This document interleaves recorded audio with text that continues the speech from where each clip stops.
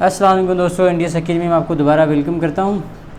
आज हमारा तीसरा लेक्चर है, तीसरी वीडियो है बायोलॉजी को लेकर। 9th की बायोलॉजी है, सिंध टेक्स्ट बुक बोर्ड जामशोरों से। तो relationship of biology with other sciences.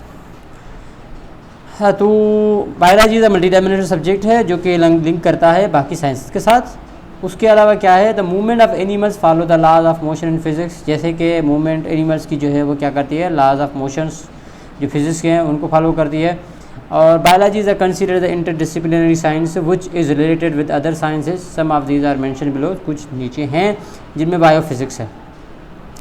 Biophysics क्या है, इसमें कहता है कि ये साइंस फिज़िक्स की ब्रांच है और ये लॉज और टेक्निक्स को इस्तेमाल करके और एक्सप्लेन करती है प्रोसेस ऑफ लाइफ को। ठीक है, जैसे कि the radio physics branch where radio active isotopes are use to trace the translocation of different material with in the organisms. कहता है जैसे कि रेडियो फिज़िक्स ब्रांच है जहाँ पर वो क्या करती है, रेडियो एक्टिव आइसोटोप्स को यूज़ करके ट्रेस करती है डिफरेंट मटेरियल जो ऑर्गेनिज्म होते हैं उनको। ठीक है, और उसके अलावा uses of sound waves and as ultrasound and laser technology. जिस तरह हम बायोलॉजी में हॉस्पिटल्स में साउंड वेव्स को यूज़ करके अल्ट्रासाउंड के लिए और लेज़र टेक्नोलॉजी के लिए इस्तेमाल करते हैं, ये भी रिलेशन शो करता है फिज़िक्स का बायोलॉजी के साथ। ये हो गया फिज़िक्स का। डिफरेंट चीज़ें आप देखेंगे फिज़िक्स की, जो मशीनरी वगैरह वगैरह आज की डिजिटल जो फिज़िक्स से रिलेट करती है। ठीक है, उसके अलावा अब दूसरी चीज़ क्या है, बायो मैथमेटिक्स या बायोमेट्री भी कहते हैं। ठीक है, the branch of mathematics which collect data of living organisms, it plays very important role in research.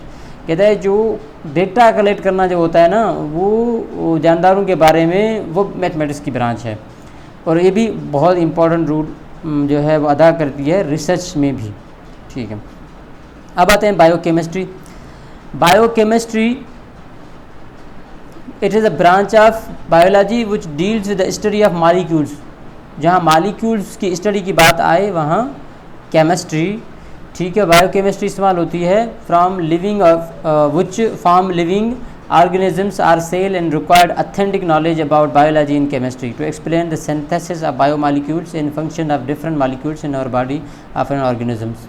मतलब मॉलिक्यूल्स के बारे में और उनके काम के बारे में जानना, जो हमारी बॉडी, किसी भी जानदार के बॉडी के अंदर जो है वो मॉलिक्यूल्स होते हैं, वो बायोकेमिस्ट्री है। और बायोकेमिस्ट्री भी और भी वसी है, लेकिन यहाँ पर शार्ट यही है।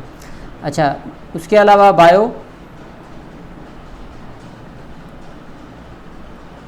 बायोकेमिस्ट्री आ गया। अब बायोजियोग्राफी।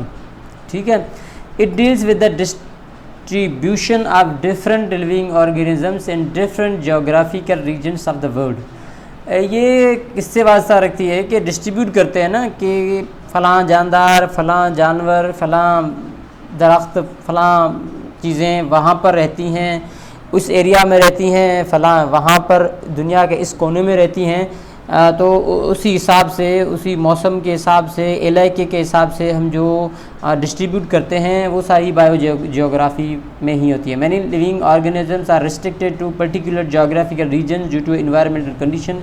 जैसे कि बहुत सारी ऐसी जानदार हैं जो रिस्ट्रिक्ट होती हैं किसी पर्टिकुलर जगह पर, उससे बाहर नहीं जाती एनवायरमेंटल कंडीशन की वजह से। तो ये उनके बारे में पढ़ना और वो सारा जियोग्राफी में आता है। उसके अलावा है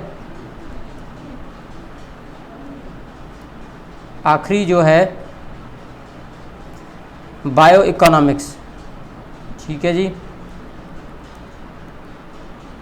Bioeconomics, this deals with the economically important organisms involved in production। जब प्रोडक्शन होती है तो इकोनॉमिक्स की बात आती है। मिसाल के तौर मीट की प्रोडक्शन, वो कैलकुलेट की जाती है, भाई इसकी कॉस्ट वैल्यू क्या है और प्रॉफिट वैल्यू क्या है। तो ये सारी बायो इकोनॉमिक्स में ही आते हैं। तो यहाँ तक था यानी कि ब्रांचेस या वो साइंसेस जो रिलेट करती हैं, ताल्लुक़ रखती हैं बायोलॉजी के साथ। ये सिंपल सा रिलेशन के बारे में था। उम्मीद है आप लोगों को समझ में आई होगी वीडियो।